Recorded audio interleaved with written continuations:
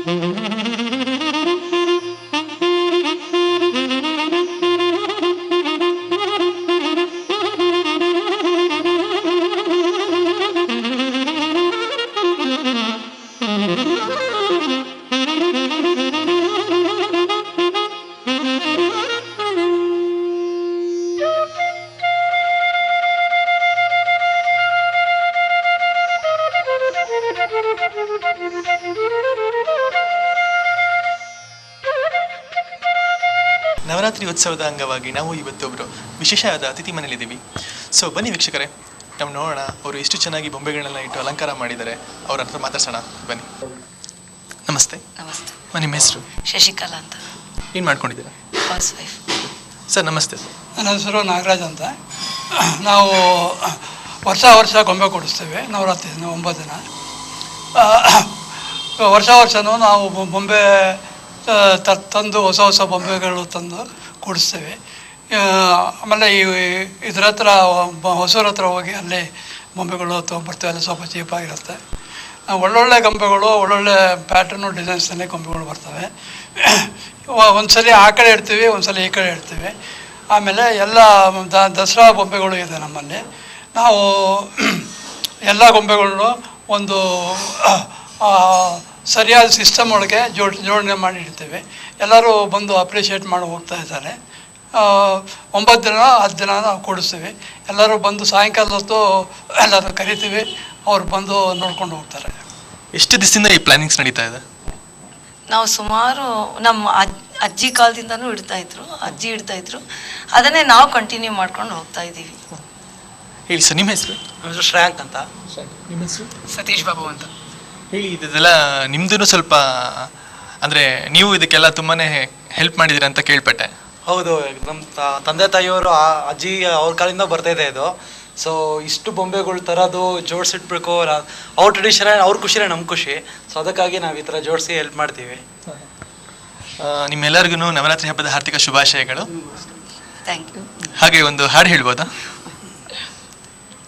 ಬಾರಮ್ಮ ಕಾಮಾಕ್ಷಿ ಮನೆಗೆ, ಬಾರಮ್ಮ ಕಾಮಾಕ್ಷಿ ಮನೆಗೆ, ಸತತ ತೋರಮ್ಮ ನಿನ್ನಯ ಕರುಣೆಯನು ನಮಗೆ. ಬಾರಮ್ಮ ಕಾಮಾಕ್ಷಿ ಮನೆಗೆ, ಕೆಂಪನೆಯ ಸೀರೆಯನ್ನು ಉಟ್ಟು, ಅದಕ್ಕೆ ಸರಿಯ ನಿಪ ಬಣ್ಣದ ಜರಿರವಿಕೆ ತೊಟ್ಟು. ಕೆಂಪನೆಯ ಸೀರೆಯನ್ನು ಉಟ್ಟು, ಅದಕ್ಕೆ ಸರಿಯ ನಿಪ ಬಣ್ಣದ ಜರಿರವಿಕೆ ತೊಟ್ಟು. ಚಂಪಕದ ನಾಸಿಕಕ್ಕೆ ಮೂಗುತಿಯ ಬೊಟ್ಟು, ಚಂಪಕದ ನಾಸಿಕಕ್ಕೆ ಮೂಗುತಿಯ ಬೊಟ್ಟು. ಶಂಕರನ ರಾಣಿಯೇ ಕನಿಕರವನಿಟ್ಟು, ಬಾರಮ್ಮ ಕಾಮಾಕ್ಷಿ ಮನೆಗೆ, ಬಾರಮ್ಮ ಕಾಮಾಕ್ಷಿ ಮನೆಗೆ. Thank you. ಧನ್ಯವಾದಗಳು. Thank you. ನೋಡಿದ್ರಲ್ಲ ವೀಕ್ಷಕರೇ, ಇಷ್ಟು ಚೆನ್ನಾಗಿ ಅವ್ರ ಮನೆಯಲ್ಲಿ ಬೊಂಬೆಗಳೆಲ್ಲ ಕೂರಿಸಿ ಅದಕ್ಕೆ ಅರ್ಥಪೂರ್ಣವಾದ ಒಂದು ಹಾಡನ್ನು ಕೂಡ ಹಾಡಿದ್ರು.